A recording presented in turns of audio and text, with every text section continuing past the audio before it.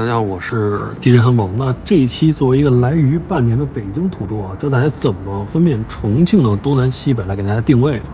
其实用我这套方法，北京这套方法定位以后，其实我认为找路也是方便一些的啊。从我一个北京人的角度来说啊，我现在站的是渝中区的最高位置啊，也就是重庆市中心这个区的最高位置，叫鹅岭公园两江亭。咱们先来区分哪个是渝中区。大家看到重庆这夜景很繁华啊，怎么来分辨哪个是渝中区呢？你先要找两条江。看到这条江比较窄一些的是嘉陵江啊，大家可以看一下长江是比较宽一些的，而长江有一什么呢？长江有一个这个珊瑚坝，你看这个夏天是可以上。同时呢，怎么来定位长江呢？可以看到长江，这儿有一个摩天轮，这是重庆游乐园啊。同时这个有一个亮红的这个塔，它原本是金色，应该是喜来登酒店对吧？南滨路的，所以这边是南岸。南岸当然就是对应的是南，对吧？这没错吧？那江北区对应就是北。咱们来细分渝中啊。那首先大家看到这个塔的时候，这个什么重庆，这个是解放碑，这个老商业区啊。那么老商业区解放碑在哪？在朝天门。为什么叫朝天门呢？是古代就是接皇帝的这个圣旨的，所以它朝的哪儿是皇上的位置。但那会儿不是北京啊，是南京。南京在重庆哪儿？在东边，所以说整个解放碑区域在鹅岭看，就说它往这样一个方向都是朝东，所以就更清楚了嘛。这个对应的是东，这个对应的是北，这个对应的是南。然后渝中细分呢，教咱们怎么分啊？首先大家看到这儿有一个中兴市场，然后还有一个小商品市场，这个是重庆的菜骂，就是重庆火车站的位置。这重庆火车站是重庆最老的火车站，类似于北京的北京站吧。北京站不也在二环里吗？这都是当年建的。几乎同一时期啊，北京和重庆很多东西都是同一时期。这条线路呢，应该是重庆最早的线路啊。这样可以从重庆看，沿着江走，大家可以看地图啊，直接走九龙坡去啊，就到成都了。到菜坝就看到这儿亮了一条路，这个路就是南区路啊，是南区路。南区路底下可以看到，沿着江这条路还有一个叫长江滨江路啊。渝中有两个滨江路，靠南的靠长江的是长江滨江路。那靠这个北侧就是个嘉陵江滨江路，一会儿再说啊。那么南区路对应的位置就是菜骂，也是属于菜骂街道这个地区啊。然后大家往上看，这有两个塔，黑的没亮灯的，是两路口地区啊。如果这是重庆中心，是重庆中心啊，还在建。长江上现在能看到应该有大致3个大桥啊。挨着菜骂这个菜坝长江大桥，这个蓝色的这个桥是走3号线的。然后再往前还有一条线是走10号线的，10号线过去就是南岸的那个后堡下来就可以直接下到南滨路啊，这样就不需要你自己下山了。这是渝中的北侧啊，东边的北侧。那看到这个亮灯的，这是2路口的这个大田湾体育场啊。这个体育场和北京的这个朝阳的工人体育场是几乎就可以说是一个时期的。这当时都是在重庆的市郊嘛。我上次视频也说了，2路口是属于重庆的市郊啊。当时虽然它现在算渝中区啊，这就跟北京的工人体育场在当时，虽然它现在朝阳东城交界，也算很市中心的位置了，但在当时就属于东郊体育场。像北京的这个动物园在西城罢了，也现在算老西城区了，但它在当时叫西郊动物园啊。就当时的城区都很小。这亮灯的叫大田湾运动场。然后这个比较网红的这个就是鹅岭2厂。然后谁能告诉我这个老发激光在干什么的？我一直没明白这是干什么的。看来老发激光。来到北侧啊，大家看到这个楼是什么楼呢？就是离子坝穿轨的楼啊，这是这个楼。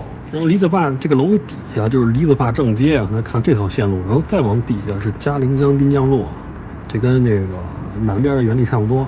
但是这个渝中的北边很明显，包括它江北地区，你会发现更繁华一点。你待会儿就给大家看南边，感觉就是更怎么说呢？更市民化一些啊，并不是说更楼更少啊。然后大家看到的这座桥，也是走轨道的一座桥。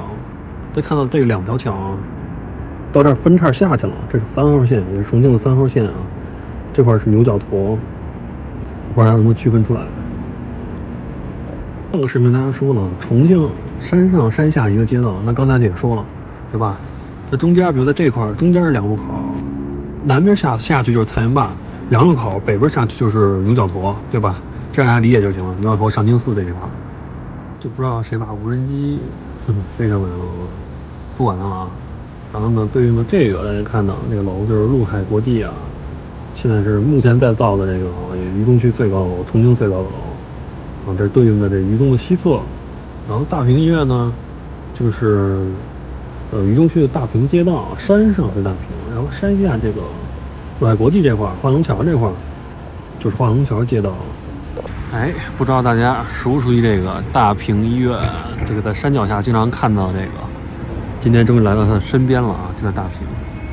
这是什么陆军特色医学中心？我出生的地方在那个北京，现在叫解放军第6特色医学中心，就是海军总医院。我在那儿长大的。那么大平这个地方呢，我前天晚上也去了啊，要给大家看几个，我正着拍这个大平医院的画面啊。它也是一个军队的医院啊，它也是一个军队。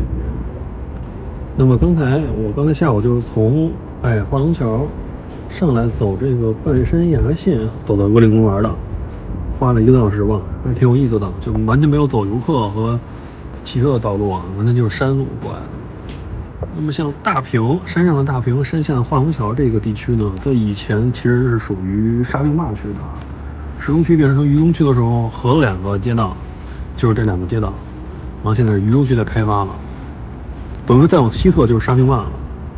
往西侧沙坪坝有点像这个北京的海淀区啊，但是有一说一，沙坪坝、九龙坡、巴南这几个区，包括渝北，我都是没怎么去啊，因为这个渝中，我就在渝中这个两江4岸这块转啊。然后呢，这个亮亮的这个桥呢，就是9号线的桥啊，就我说化龙桥这个地铁站，就是这个桥。好，那么现在说下江北这一侧啊，看到嘉陵江。对应的就是江北。首先，大家可以先去找这个观音桥啊，观音桥你找一个标志叫，世纪金源大饭店，大家可以看啊。这个为什么我对这个饭店那么这个印象深刻呢？因为北京也有个世纪金源啊，应该是一个集团的啊。这个地儿就是观音桥啊，观音桥你看，你可以很明显看出来嘛，从这过3号线从这过去嘛，对吧？走牛角头完了，一站，然后观音桥。然后呢，大家看到这儿又有很多显示屏，你要看到江对面啊，光看到渝中，可以看到这儿有个桥过去，这块就是江北城的这个组团啊，类似于就是北京的这个中央商务区，就是重庆的这个商务区，在这个江北城这块。江北城这个区域呢是拆迁的区域啊，以前是老江北城啊，这老江北城应该是比渝中城时间好像是还长。那不得不说啊，江渝北其实我去的很少，江北我可能就是观音桥九街那边会去一去啊。然后像渝北很多地方我是真的都没往那边走，因为我生活的这个区域主要还是两江4岸这一块啊。因为重庆大家知道多中心发展的城市嘛，所以说不用像北京这样来回串来串去的这种啊，都不是。所以说，重庆本地人，就比如说渝北的，可能就在渝北；江北在江北；渝中在渝中；南岸在南岸，就完全就够用。因为你想，这个重庆这个老城嘛，你看啊，它2个江在这儿。你要想以前没有这些桥、没有这些轨道的时候，其实互通很麻烦。你要从江北，比如从江北城，到这个，比如说担子石那块儿，南岸啊，其实是很费劲儿啊，只能坐船啊。所以它各自其实。无论是这个重庆应用这个多中心发展也好，还是它其实它原本它就是多中心发展，在老城时期，我认为它就是多中心发展，因为它没办法这种像北京这种，它这种就是集中心化那种啊，集成化那种发展。比如说，工体朝阳那边就是，三里屯那边就是娱乐的国贸，对吧？因为使馆各方面这个那个的，朝阳区整个成了这种商务的区。那这个海淀丰台因为有铁路，对吧？所以说，他说铁路梁水河这么阻挡，所以它没发展起来，对吧？海淀因为高校，就是北京是组团这么发展的啊，东西城是北京老城区啊。那么再说这南岸区啊，南岸区还是刚才说的很简单，山湖坝能确定这南岸了，夏天那上面，也挺有意思的啊。这个山湖坝以前是这个重庆的最早的一个机场啊，就在这儿。但是现在这个因为这个涨水了，只剩一小块了。你等它现就是这个枯水期的时候，能看见很大一块地啊。当年这个民国的时候给它建成机场了，等于说这个当时也没有这些桥嘛，这楼也没那么高，直接飞机就在这儿起落，所以当时就是渝中是核心区嘛，它当时火车站啊、机场都在这一个区域之内啊。现在看南岸，你看南岸长江对面的南岸，其实它的楼的密度是很高的，但是因为是什么呢？大家可以看啊，这个景观照明。南岸是没有什么景观照明，南岸只在它这个南滨路这一块，也就是说南岸的这个最北边，这个连着江这一块，滨江路这块做了一些这个景观照明，比如喜来登啊，或者说那个游乐场这摩天轮啊，对吧？其实你看啊，往上走到南平这些区域，南平后堡这些区域，它那些楼没有景观照明，但是你看一下密度，大家去看一下密度啊。所以你可以看到南岸区的密度其实也是很高，而且南岸区它这个山体的陡峭程度啊，上上下下其实不比渝中差。如果你去南岸探索，但是南岸这个探索我还真没怎么探索，因为等以后有摩托车吧，骑摩托车那边看看。不是还有个什么4小区、5小区，几公里嘛？那个我就是坐过3号线，坐车坐到过渝洞啊，就是巴南，都不是南岸了，南岸是这一块，是巴南再往南那头啊。就说沿着长江，然后这一块应该属于九龙坡那杨家坪、谢家湾那一块啊，应该是啊，如果没记错的话。那边我只去过杨家坪，杨家坪不是2号线嘛？刚给大家看那个半山崖线的2号线，哎，它这么一路穿就穿到九龙坡去了。有机会给大家去拍一拍啊。所以重庆的主城就很大。其实你看，我半年一直在渝中区，我都一直在探索。但是渝中区，我不能说像人土著那样玩明白了啊，但基本上还是比较了解一些的。所以每个区的风格都不一样。你看渝中区，它的区的风格都不一样，对吧？你看，比如说现在那个大坪化龙桥，你看化龙桥比较新嘛。然后我说化龙桥那个区建的比较港，好像也是香港那边房地产商一开始开发的，对吧？那你看，比如说这个解放碑，解放碑它就属于老商业区，类似于什么呢？类似于北京的这个王府井中心，王府井大街，那一看就是北京的老商业街，北京包括西单、二环里边老商业中心，就是它解放那会儿它就是老商业中心，对吧？你一看就能看出来。但是现在年轻人都不去那些地儿，那北京现在年轻人可能还是三里屯那些地儿，对吧？工体那些地儿。蓝色港湾，对吧？就这些地儿比较多。你像那会儿我住这个西城海淀的时候去，比如说世纪金源，我不知道现在年轻人还去不去啊？但我估计西边的可能还只能去那儿，对吧？南边上可能往汇聚走了。这我说这些北京的朋友应该都能清楚啊。南岸还有几个明显的建筑物，比如说，你看这儿这样有个亮堂堂的，这应该是南山一棵树啊，如果没记错的话，南山一棵树要上南山这个南山街道上。这个南岸我刚才也说了，这个山下就是这个江边，这一块。然后上南平那一块，南平再往上，是一块。大家要去南岸感受几次就知道。那边好像还有几个大学啊。然后这儿有一个他们叫什么金鹰是吧？这是干嘛的？我不太清楚啊。就是网上听他们说过。还有这手有点冷啊，这个重庆的冬天是比较冷的啊。渝中你看，比如说这几个楼是挺无敌的存在啊，好像是军队的啊。这个鹅顶这边很多好像是军队的。我觉得非常不错，完全的，你看，它这个区域属于闹中取静的感觉。其实这个渝中老城区很多地方其实挺吵的，因为它有轨道，因为重庆来找轨道它不埋地嘛，对吧？它是在这个路上面的，它都很吵，立交桥很多，对吧？会很吵。但是你看鹅顶这个地区，它是一个闹中取静的地区，而且这个交通也非常方便。你要有车的话，对吧？老干部肯定得有车呀。这应该是军队的啊，我看这边很多感情所。补充一点啊，这就是说这个重庆站马上要恢复了。重庆老站的那个老的街景我路过，大家可以看我那个4K 重庆街景，有机会还会再拍一拍的啊。然后现在的那个重庆站呢我看了一下这个新闻是要恢复，就是它要重建。重建以后呢，原本它是一个断头站，就是它是一个起点站嘛，对吧？它没法去别的地儿，它只能是往南边走。那现在它要变成一个就是说中间站。然后呢，现在这几天大家在重庆都看新闻了啊，它有个穿江的这个隧道，穿过去，然后到重庆东站，东站很远，好像是什么南岸茶园那边吧。这个茶园就跟我现在照的这个南岸这些区域啊，就基本就不沾边了啊。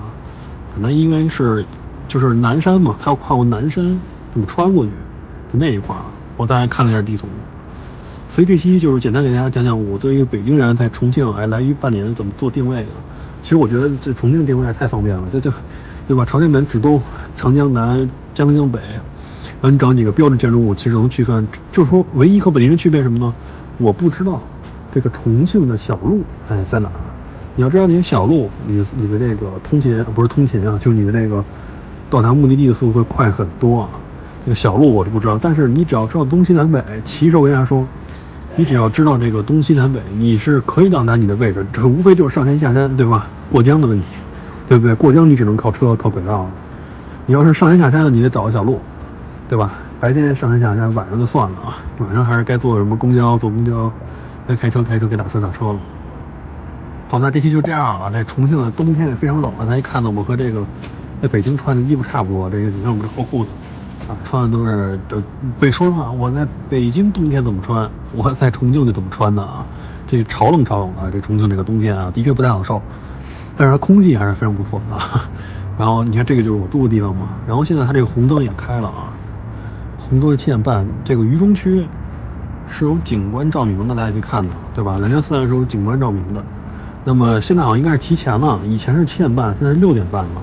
但你看这个红灯还是在7点半开，对吧？当时我也记得，我没记错，那会儿我记得是7点半。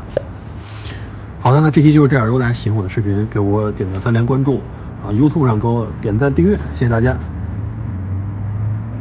你看人家还有小阳台，也真不错啊。也不知道这样楼能不能卖。哎，你看这个红白灯一块开，还是挺漂亮的。两厢亭啊。同时欢迎大家订阅我的同名公众号，输入"北京人"3个字就可以进入我的微信群聊。